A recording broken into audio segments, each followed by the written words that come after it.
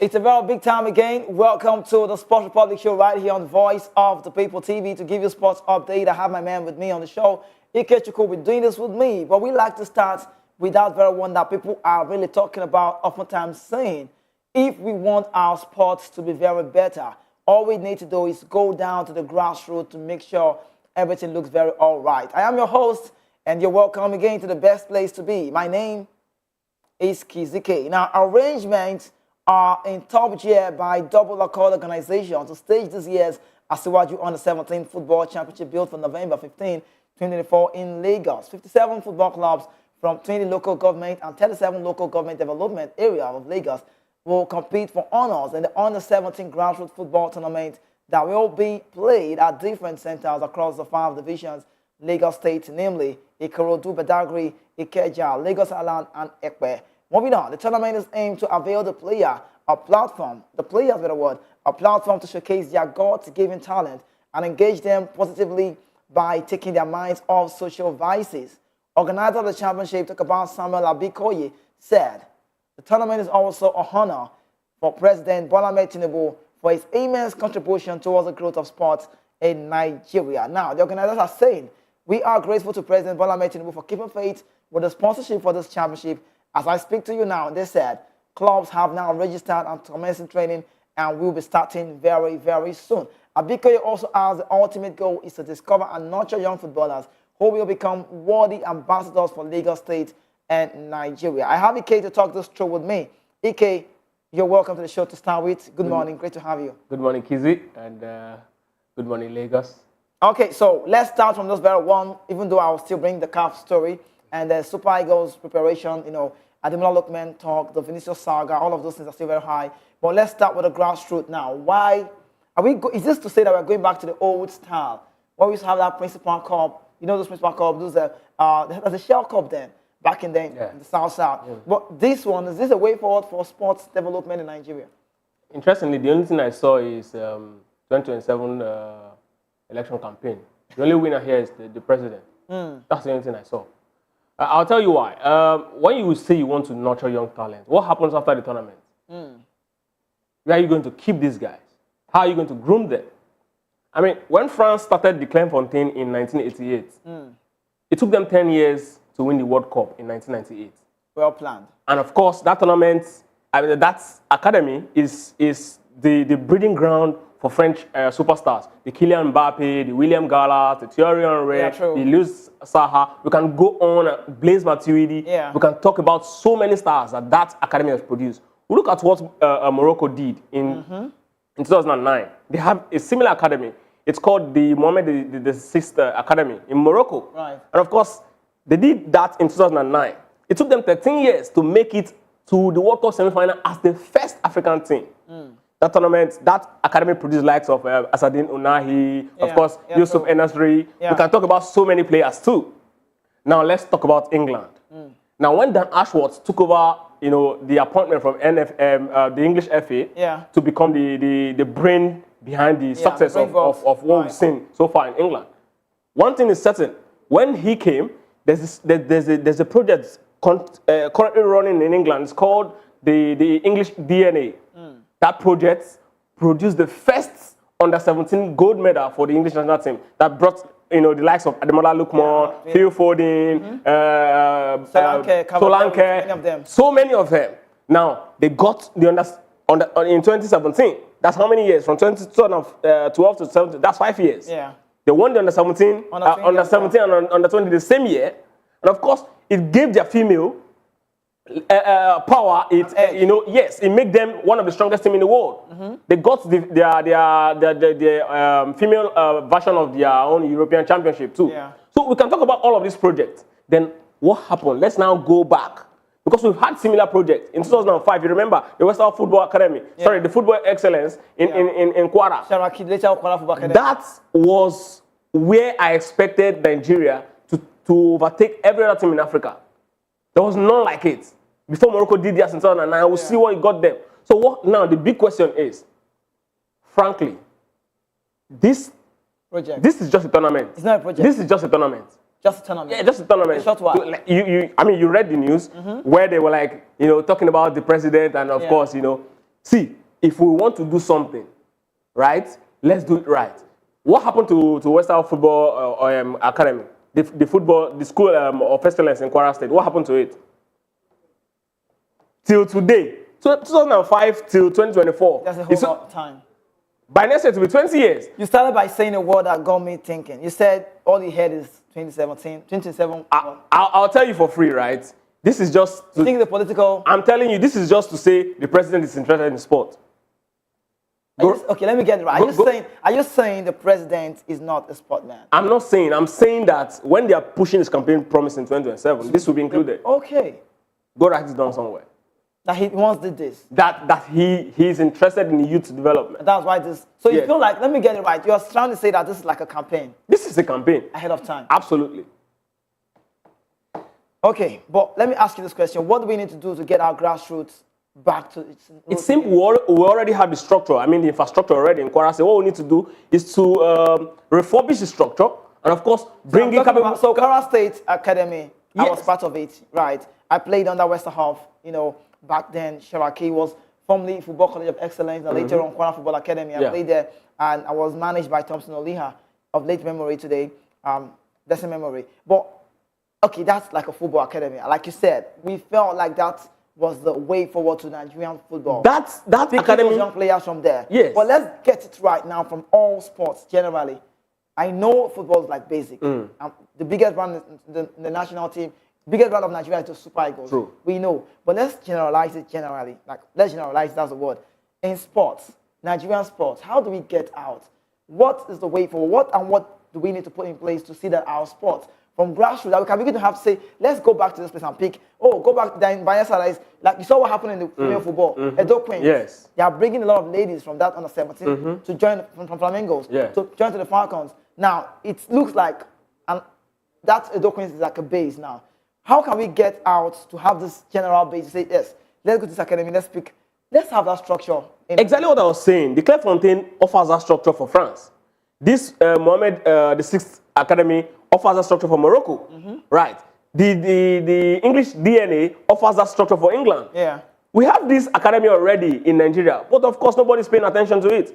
We need the federal government to focus on it, and then let that be our own football breeding ground, or football talent breeding ground, and then we can create other structures, perhaps in Delta states, create for athletes, create for swimmers, perhaps somewhere in Bayelsa, they have the water.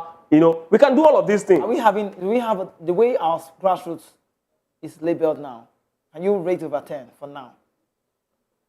-1. -1. Okay, that's big. Let's really move to the next one. While mouths are still watering and people are still talking about, you know, Rodri saying it's not a well-deserved award, and they're saying, oh, it's not a Rodri thing. We think it's a Vinny thing. But then, the NFL president, Ibrahim Musukuzao, have commended Super Eagles forward Ademola Lookman, finishing 14th place in the Ballon d'Or race, saying he believes the Petard forward has done so well and has what it takes to get out to the next phase. Lookman finished 14th in this year's contest, which, you know, everyone did see that Rodri coming #1, but Lookman has been exceptional. The NFF also commended Lookman for his feat, and they said, we believe he has the potential to finish more higher than that next year. He was already a winner for Monday night, and that's from NFF president. But quickly, let me jump away from that. Let me still let you know that most pundits see him winning this year's CAF Best Player of the Year. If that happens, Ademola Lookman will be the first, you know, it will be the first time that a Nigerian has picked the continental, you know, gong with a fellow Nigerian since Prince of Monaco, Victor Kwiba did that, you know, took over from Kanu Nwankwo. Kanu Nwankwo also got that 196, you know, 99, Amunike in 94, you know, taken from Rashidi Yekini in 93 of blessed memory, and we could go on and on to talk about Nigerians who are doing well. But recognition, another one again is, Ademola Lookman is saying, the Ballon d'Or nomination is a very big one for me. He said, big achievement for my country, for my club, for everybody involved, and also for the fans. He said, it's a special night. Former Super Eagles defender Sam Soja said, Nigerians are proud of Ademola Lookman's achievement, and he said, according to him, it's a huge congratulations to Lookman and Nigeria. It's a great achievement to be named the 14th best player in the world, and then this will inspire other Nigerian players. He went as far as saying it has put him in a good position to be crowned CAF Player of the Year, the African Player of the Year, like some like to call it. He said the hat-trick, the overwhelming favorite to succeed Victor Osimhen, would be Ademola Lookman. Is this right? Absolutely, absolutely. Except CAF just want to pull one rabbit from their hat like they did in 2001, like I said. But anything short of that, I don't think they'll. I mean, I don't think there's anyone who is a worthy winner except Ademola Lookman. Okay, so let's talk about Ademola Lookman's future as he goes now. Gasparini is in the story. His manager is saying Lookman got tempted by Paris Saint-Germain, and he said no, it was not a good moment, and who knows, maybe certain hypothesis will occur or will reoccur. Hopefully not in January. He told that to a report in Italy, and he said, but in the meantime now, it's only important that he is inside the team in May. Let's talk about Lookman at Atlanta, Bergamo. The town is Bergamo, small city, not so big. And Ademola Lookman has been exceptional oftentimes. He's like a one-season player. You know his story. Everton, Leipzig, anywhere he goes. But I think the good thing about Lookman is that he's trying not to settle for less. He's found his feet. But let's talk about Lookman leaving the Gasparini side. He gave them a record that they've, I mean, for how many years? 1963 until now is a long time. Very well. But Ademola Lookman, would it be cool to see him leave? Is he now bigger than Atalanta? Should he leave for January? The manager is saying January, no, but maybe in the summer. Cool. I think he should just finish the season. Finish the season, yeah, right? I think he should finish the season. Ademola Lookman is not a new face. Yeah. If you remember the England under 17 that I was talking about, you know, that England won for the first time after their DNA structure actually started. He was part of the main character in that team. Yeah. Although Phil Foden ended up winning the golden ball in that tournament, but Ademola Lookman and Dominic Solanke were red hot in that tournament. Yeah.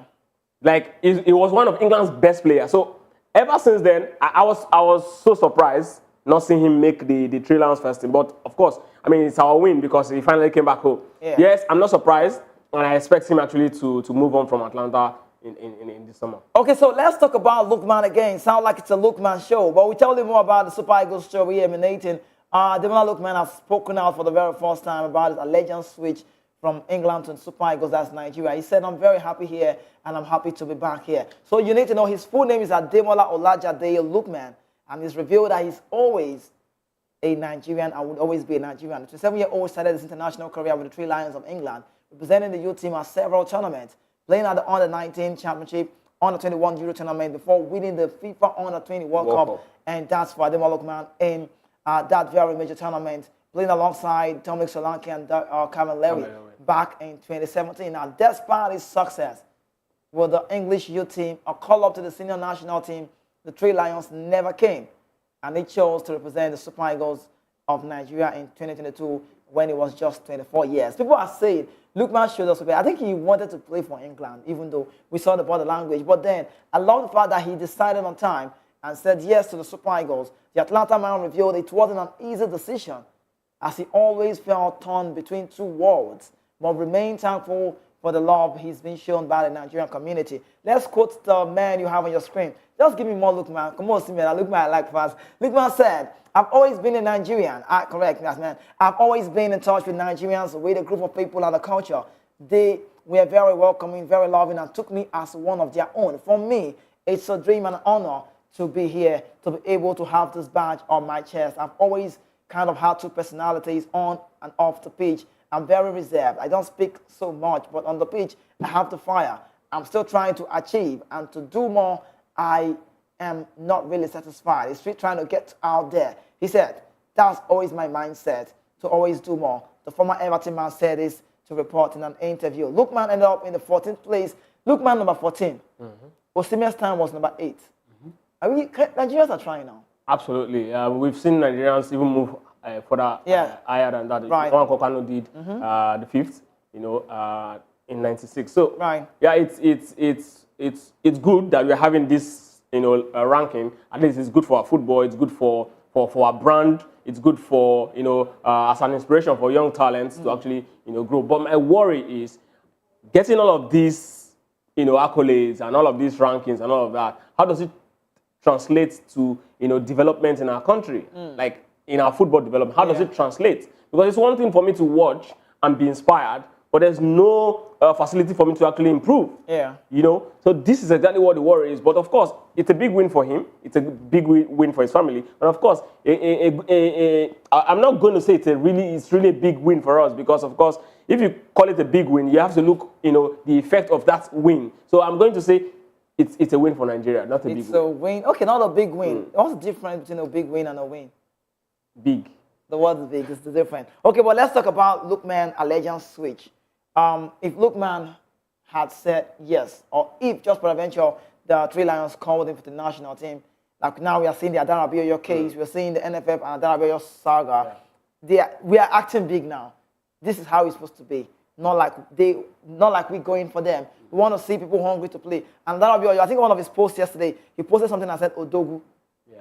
You saw that people are now saying you can say it because he wants to play for Nigeria. So maybe he's seeing that there's no space there, or he just feels Nigeria is the best place. But for Ademola Lookman, if he had said yes to the English side, by this time, do you think he would have still been in the team?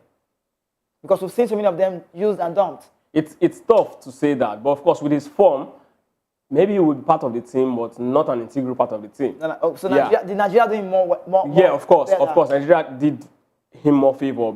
I mean, looking at Nigerian Super Eagles and of course the English national team, we know that they have better quality. So, I mean, the superior quality will definitely be a problem for Ademola Lookman in England. But here in Nigeria, there's really room for him to actually develop as a player. And we've seen what he's capable of. Of course, you remember that, like I was saying earlier on, he's part of the result of their project in under 20 tournament that they won. So you've always seen that star in him? Yes, I saw him in that tournament. I was like, this guy is good. I was hoping that he's going to play for Nigeria, but you know how these guys can be.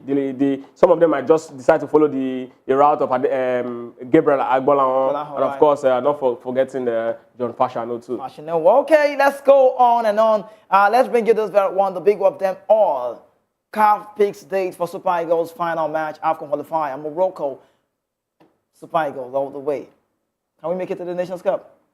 Of course, we should. We've made it already. We should. Just a draw. Yes. Okay, so let's tell you more about this very one now. On the said story, the Nigerian Football Federation NFF said CAF has picked November 14 and 18 for Nigerian final AFCON qualifying game against the Republic of Benin Republic, and then the Rwanda side. This is contained in a statement on Tuesday by CAF. According to NFF, Matchday 5 clash with Benin Republic at the State Fed's Hot Rate Bogni, that's in Ivory Coast, on November 14 will kick off at 8 p.m. Nigerian time. CAF also have appointed Issa C from Senegal as a referee. His compatriot Jibril Kamara, Noham Bangora, El Haji Amadou C will serve as assistant referee, referee 1, referee 2, and 4th official respectively. While Urena Williams Serre from Cote d'Ivoire will be the commissioner, while Angolan Inácio Manuel Cadido will be the referee assessor. The match day 6 encounter with Rwanda will take place at the Godswill Aquavio Stadium, Uyo, on November 8th.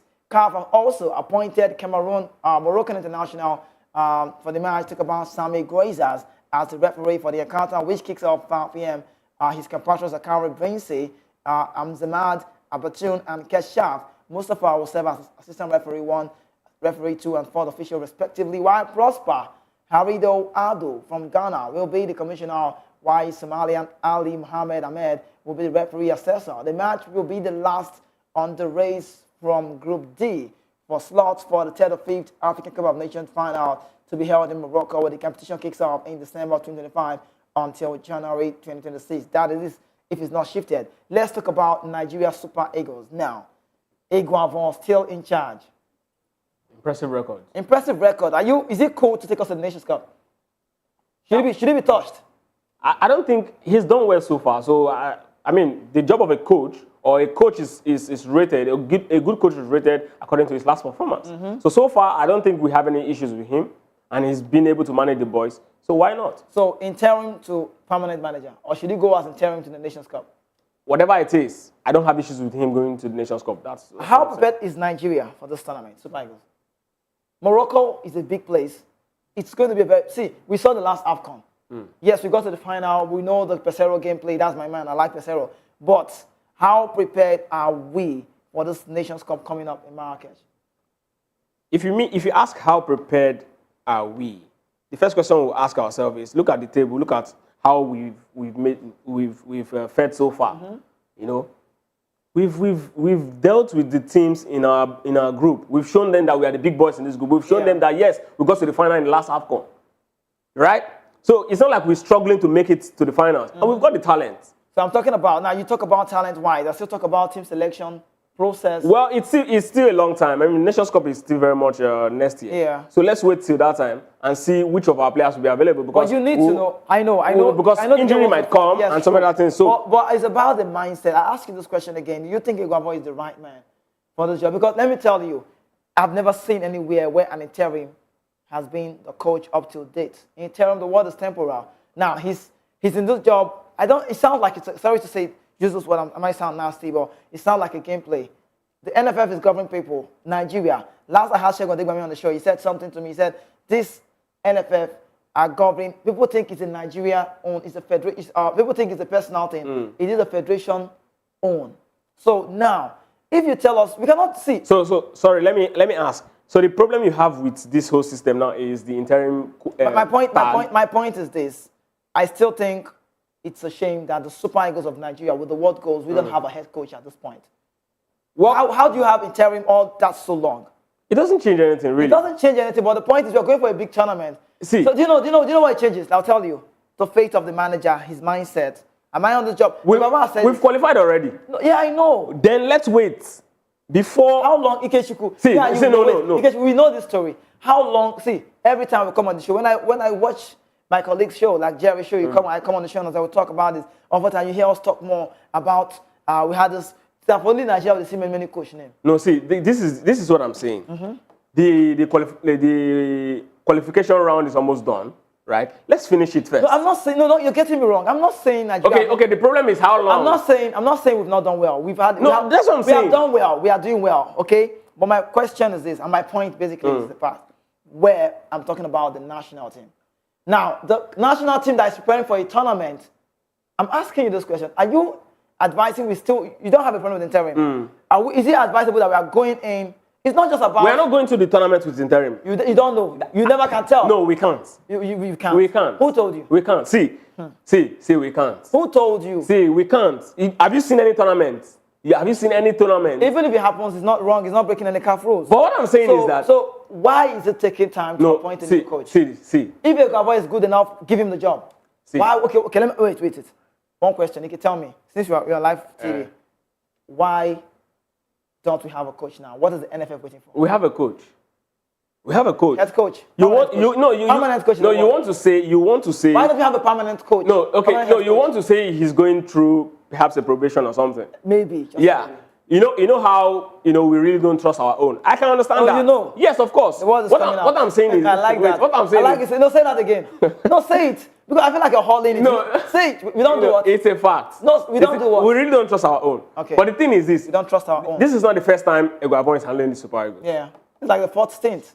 It's not like he's a new manager that just came and then, 1, 2, 3 wins and you expect him to get the job. They've seen him win games before. And then later on, he felt like a pack of cards. But what I'm saying is, they want to see how consistent. Oh, they want to see. Let him finish the qualification first. Okay, now I'm getting it small. They want to see. Yes. It sounds like an NFF now. Let me tell you, Iguavo has never had a long duration in the national team, like as a coach. This is going to be the first. That's what I'm saying. Now, the point is this. That means there's no belief yet.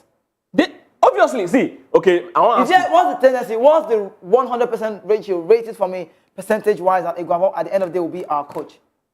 I can say 60%. For this Nigeria, I can say 60%. If you sleep and they wake up, they don't change Iguavo. Impossible. True. That's why I said 60%. I can say 60%. Quote me. You will see now. I don't know. I just think, Nigeria Super Eagles. Are they with the best people? They say Giant of Africa, they best. For me, they say we are. Me personally, I've not agreed. We used to be, but now in football world, no. For me, if we want to go, a whole lot needs to be checked about the team that wants to get the respect. If you want to talk about, you see the Three Lions. Castley is on the job, right? But if you tell me England will not go with the Castley to the World Cup in 2026, I will believe you. I will not doubt you. How long is Castley going to stay? No. What are they doing? If you watch the English national team, they are really, even with the Castley doing what he's doing, they are still they never long reach Nigeria. They want to see. There's talks about who will be, and Thomas Tuchel came. Yes. Right. Yes. Now it didn't take long. Thomas Tuchel came, but now Iguavon matter. How long did Castle stay? He don't stay now. Castle did not stay long now. It didn't stay much long. Okay, now let me ask you a question. When they sacked, or when this guy left the job, Southgate resigned. Were they in any competition? No. You see what I'm saying? What's the point? The point is that we actually have a team, and there's a competition going on. So we need an interim to stay. Wait. I'll ask you. Go on. If all right. If Iguavon had not managed the Super Eagles before, he won't stay this long as an interim. When did the Nations Cup finish?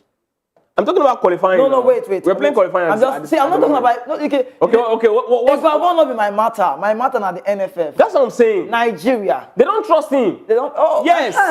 Let's go on. I've said it before now. They don't trust it. I like it. See, I like it to be clear. They don't trust him because if they trusted him, they don't trust him. Take it back to they don't trust our own. We don't trust our own. True. Because even when Finidi George was on the job, ultimatum was placed on him. Yes. Have you seen that kind of thing before?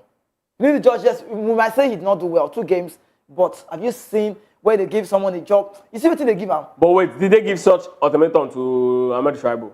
Late Ahmed Shaibu? Did they give such ultimatum to late Stephen Keshi? See, this you can't wait. You know, Pesero. Finidi came from a Pesero route. He came in from a Pesero. Stephen Keshi proved that was wrong. You know why? I asked this question. Yeah. I asked this question because these guys have the pedigree already before coming. Right. Stephen Keshi is a new man on the job. I mean, yes. I said Stephen Keshi. Finidi George. He's a new man on the job. He just came to Imba. Okay. Nigeria, they do well for football. I'll tell you. Yes. You call him what? He's a new man on the job. Don't get him on the job at first. If you don't see. Exactly my point. That's why. Why you bring him on the job? I'm giving you the reason why they gave him ultimatum. Okay, this will be like a game. The reason they play game. Let's go on now quickly. Sounds like a game show. Now, for the Ballon d'Or talk, let's quickly bring this one. Shame to football. Vinicius Junior deserves Ballon d'Or award. Not we saying it. Not me. Not the VOP TV. It is from the Dutchman Clarence Seedorf. Said Real Madrid Brazilian star Vinicius Junior was overlooked for the Ballon d'Or. Let me quote Seedorf in his words. He said, "I think Vinny deserves the award. It seems like there is something going on between Real Madrid and UEFA that hasn't been resolved." Seedorf, who was at the ceremony, to report, "It's a shame because I think these things have to be separated, particularly for a player who is in a special time, in a special moment. We will see what happens next." Man City, Rodri was named the Ballon d'Or, blah, blah, blah, blah, story. Okay. True or false? Is Seedorf making sense? I don't know why he said what he said, but I don't think. Do you know more than him? Do I know more than him? Do you know more than Seedorf about this? I'm just saying. I'm just asking you. Do you think you know more than him? No, I can't say. What would make him come out to say it's a shame? That's his opinion. Okay. That's his Seedorf's opinion. He likes Vinny. Okay. I'll tell you something again. I said it last time. I'll tell you again. See, one problem we have as football lovers or football fans about this award is that we are so used to forwards winning it. So it's difficult for us to just have that. Let me give you an example.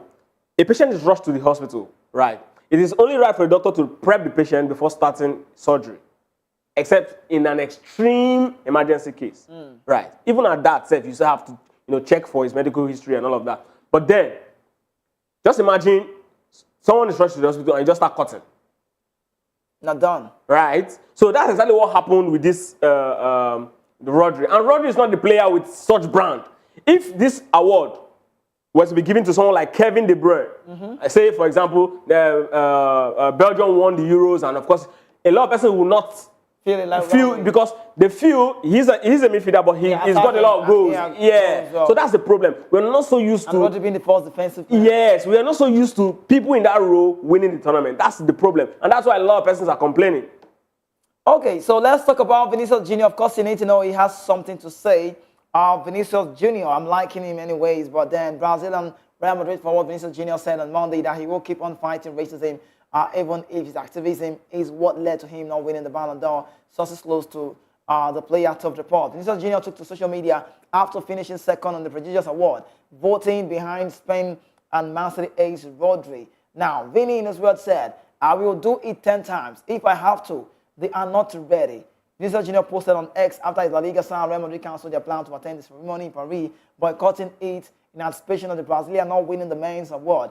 Asked what Vinicius Junior meant with the post, his management staff told report that he was referring to his fight against racism. I think that people are changing this talk, but hold on. Now, they said, they believe it was what led to him not winning the award, saying that the football world is not ready to accept a player who fights against the system. The 24-year-old Vinicius Jr., the Brazil international, has been subjected to racial abuse on several occasions in Spain, leading to at least 2 convictions for racist insult and pioneer cases in the country. Moving on, Real Madrid also won the Men Club of the Year award, and their manager, Carlos Ancelotti, was named Men Coach of the Year and winning the European and Spanish La Liga double in the near-perfect campaign last season. Now, France Forward, or France Football, that's the word, which organizes the Ballon d'Or award, was not immediately available for comment. They never replied them. Now, if Ballon d'Or remember them, they could reply them, but they never want to talk. Now, the award was based by voting panel of journalists from the top 100 people-ranked countries that did it. Now, let me say let's bring you some of those quotes. Not me, it's not me, it's not me, it's not me. Now, football politics. Not me saying. This is from Eduardo Camavinga. He posted on X, formerly known as Twitter, and he said, "My brother, you are the best player in the world, and no award can say otherwise. Love you, bro." That's from Real Madrid, Eduardo Camavinga. While several other teammates shared messages with photos of Vini saying, "You are the best." And this one said, "I waited all the year for Vini Jr. to be deservedly recognized as the best player in the world, and now they come to tell me that the Ballon d'Or is not for him." This is from Brazilian women Great Marta. She said this in a video via Instagram. Now, Vinicius Jr., you and I know, was instrumental in Real Madrid Champions League, La Liga double, along with the 21-year-old Jude Bellingham, who scored 19 goals in a sparkling debut campaign and helped England reach the Euro 2024 final and came third in the Ballon d'Or ranking. Ike, let me say this again to you. All of these talks people are saying, I don't know, why are we saying racism? Racial abuse. Why is racism coming into this picture? Sorry to say. Do you believe in the word that says in every atom of truth? Every atom, how do you say it again? No smoke without fire. That's no start of the word. So do you think there is something fishing somewhere? Cedar said Real Madrid is just maybe having a problem with UEFA. Could this be true? UEFA, Madrid, and then racism, tell me. Well, UEFA Madrid, we all know what their issue is. What's the issue? Tell us. Of course, it has to do with the Super League that Madrid were, pushing for other big clubs to join and all of that. We know that's the issue they have with UEFA. That's on the football level. Are you taking it away from this one? No, I'm taking it away from it. It has nothing to do with it. Okay. Right. See, what they are trying to do is to create a soft landing for Vini. I understand the pain, like I said, because the truth is, Vini deserve the award as much as Rodri, but Rodri deserved it more. But the thing is this, right? I'll say it again. We are yet to accept or come to a realization that a player playing not as a forward should and can win the award. Now, let's talk about racism.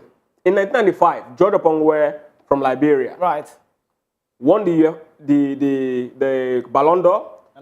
He won. Let's leave Africa. He's an African. He won the Ballon d'Or. No, it needs to sound okay. He won the Ballon d'Or. He won the African Footballer of the Year, and he won the FIFA World Best Player. Yeah. Now I'll tell you something. He was playing for what's his club name in France? Marseille. No, Lens. Okay, Lens. Was it Marseille? No. But he played for Marseille as well. Yeah, at that time. So they didn't finish. No, I think it's Marseille. Marseille. Yeah, Marseille. They didn't finish first. They didn't finish second. Right. He didn't win any major tournaments. He didn't win best player in League-wise. Nothing. The only thing he got was 7 goals as the top scorer of the UEFA Champions League that season. Okay. He was voted. Now, you tell me, we both know that George Weah is more black than Vini. If you look at, I know where they're coming from. Right. Now, if as at 95 that we can say, yes, racism is even more rise than what we have today, a man from Liberia can get the award. Why are we now making racism the center of Vini's not getting the award? It doesn't make sense. It doesn't make any sense. I understand that, yes, Vini gave in a lot of stuff, but then let's look at what the rule says, and of course, what they both won. Rodri won a bigger tournament. He was the best player in the tournaments he won. Vini won his own tournament. He was also the best player in the tournament. Let me ask you a question. What if Vinny had won the Copa America? If Vinny had won the Copa America, that would have been a bigger claim. It would have been easy for Vinny. Okay, I won a national team tournament as well. You're not going to tell me the Euros is bigger now. Is the reason why it's surpassed. It happened in 2006. No, I just want to clarify that. Cannavaro won it. I know. I'll take you away from that. Okay, thank you so much. Let's delve in the next one again. Huge support. Cole Palmer, Chelsea great Gianfranco Zola said Cole Palmer has the quality to challenge for next year's Ballon d'Or award. Recall that the attacking midfielder has scored 32 goals and provided 20 assists in 56 competitive games for Chelsea. However, in a travel report, the former Italian defender stated that the England man, Cole Palmer, must maintain his goal scoring form for Chelsea and improve in goal contribution for his country as well. Then Zola went as far as saying, one thing he can certainly work on is physique. He can be a little faster and maybe a little stronger in one-on-one. I know he has a very quick mind. He will need to get his body a little faster. Is it true? I think he's got the quality. I love the analysis about the status. Yes. Yeah, true. Yeah, I think he's got the quality. His mind is he's got a very rich football mind. Right. I think he's got the quality to become the best player in the world. But being the best player in the world is not about being good 1 or 2 seasons. Right. It has to do with consistency. People have to see you. You know how long people have been talking about Rodri? Yeah. Rodri as the most important Man City player. Or one of the most important Man City players. And it shows. When it's not around, yes, it's obvious. Over time. So now, again, another thing is, Man City is a bigger stage compared to Chelsea. If Chelsea get to that level, can he keep up? We've seen many players go to a bigger stage and then the stage swallows them. This is exactly what's happening to Kylian. Right. Mbappe. Can you say that? Yes, the stage is swallowing Mbappe. No, wait. I'll tell you for free. Can you say that now? I'll tell you. This is just like first season. Okay, no worry, we'll go second season. Wait, you're not counting. I'm not saying... You think it's a failure? See, I'm not saying it's a failure. I'm saying the Real Madrid stage is bigger. See, let me tell you. Bigger? Yes, than what he's used to. Okay. PSG. See, let me tell you something. Is he not going to overcome this? Perhaps I think he should be able to because he's got the quality. But I'm telling you for free, he got there. The stage is bigger, right? And these things happen to players. When they move to a bigger stage, do you know the pressure it takes to become a Real Madrid player? The demand. You don't get the league this season, it's a problem. You don't get the Champions League, it's a problem. So you have to be at your A game at all time.